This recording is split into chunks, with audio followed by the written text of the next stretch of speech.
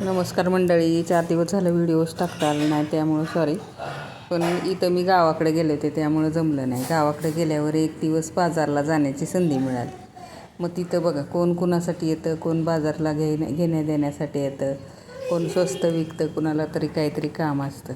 मग त्यावेळेला मी त्यांच्या चेहऱ्यावरचे भाव वाचले. त्यातले तुम्ही सांगा. हसू सांगून जाते की आनंद किती आहे, अश्रू सांगून जातात की मन किती तुटलं आहे, नजर सांगून जाते आपुलकी किती आहे, स्पर्श सांगून जातो प्रेम किती आहे, शांतता सांगून जातो विचार किती खोल आहेत, संवाद सांगून जातं नातं किती मजबूत आहे, प्रयत्न सांगून जातात स्वप्न किती जिवंत आहे, यश सांगून जातं परिश्रम किती खरे आहेत, वेळ सांगून जाते माणसं किती जवळीक आहेत, आणि स्मृती सांगून जातात क्षण किती अनमोल आहे. यातला कोणता शब्द तुमच्या आयुष्याशी जुळतो ते कमेंटमध्ये नक्की सांगा.